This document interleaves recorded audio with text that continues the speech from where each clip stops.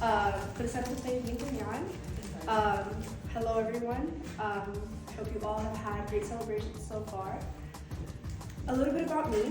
My name is Sandy Bolus, and I currently attend Belmont studying political science and psychology, and I care a lot about the justice system, and I care a lot about the law, and I one day hope to go to law school, and you guys will kind of see this in my poetry.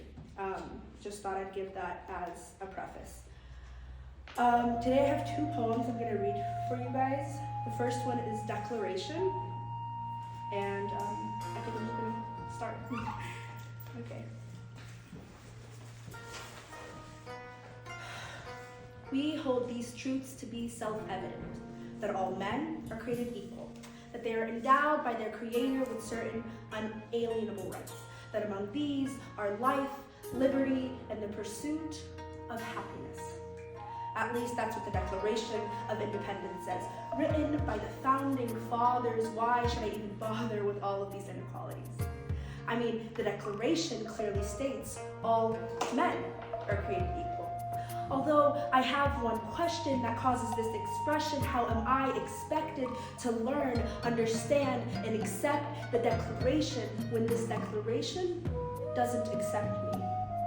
You see, you cannot say to me that this is the land of the free and exclude these, the Native Americans, the Iroquois, the Inuit, the Alaska Natives, the Cherokee, the Navajo, the Black, the African American, the Kenyan, Nigerian, the Somalian, the Middle Eastern, the Arab, the Latino, the Cuban, the Mexican, the Puerto Rican, the Asian, the Japanese, the Korean, the Cambodian, the Chinese, and I could go on.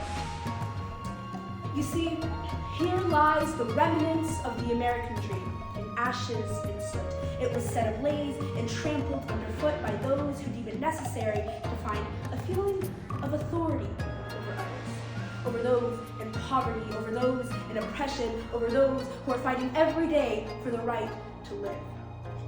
You see, when the idea of equality went down the stream, along with it went the American dream. In the great words of Maya Angelou, the rock cries out to us today. You may stand upon me, but do not hide your face. You see, this rock, it's not your hiding place. Come out and face your history.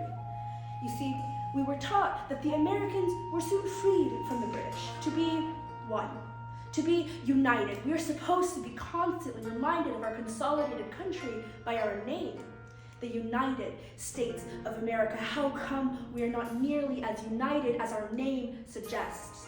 With all of these unjust arrests, with all of these rightful protests, with gun violence plaguing our streets, claiming innocent lives and shattering the peace, the government still has the right to neglect.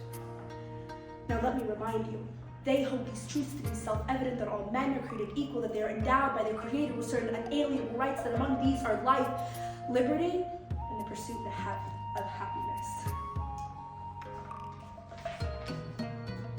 Thank you.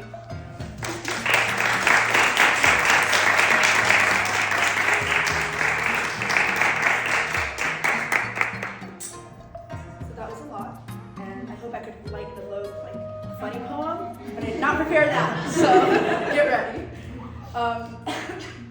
In light of the recent shooting at the Covenant School, our hearts and minds are with them. This poem is called I Am Tired. I am tired. I am tired of the sound of gunshots ringing through the halls and schoolyards. I am tired of the fear that brings us all. I am tired of the senseless violence and the innocent that takes innocent lives. I am tired of the excuses and empty cries, and most of all, I am tired of the insincere thoughts and prayers. How many more children must die before we open up our eyes and see that the problem is not just the guns, it is the culture of violence that we have spun? Teachers are warriors, sure, armed with knowledge, not guns, bullets, or weapons to acknowledge. Their mission is to teach, to guide, and even to inspire, not to act as protectors armed with fire. In classrooms, Books and markers are their tools, their treasure jewels that they cannot afford. Guns in schools can bring fear and harm, turning schools into battlefields and causing alarm. Let's support our teachers and give them what they need. Not guns, but respect and the funding they truly need. We send our kids to school to learn and grow, but instead they face a constant shadow of death and destruction lurking at their door. How can we ignore this anymore? Let me reiterate. For liberty and the pursuit of happiness, it was life. Life that is not granted to even the most vulnerable members of society. Instead, we focus on freedom. The freedom to kill one another. Let us stop all this strife and shift our focus right. Let us uphold the value of life and not the freedom to take another life. We must stand up, we must demand, we must say enough is enough and require action to end the problem at hand before more lives are lost, before the pain never ends, before any more are dead. Let us come together as one to fight for the safety of our daughters and sons. Let us put aside our differences and unite to make our schools a place of love and a place of light. I am tired of the cycle of violence and pain. Let us break free from this toxic chain and create a future that is bright and free from the tragedy of gun violence in our schools and society. I am tired.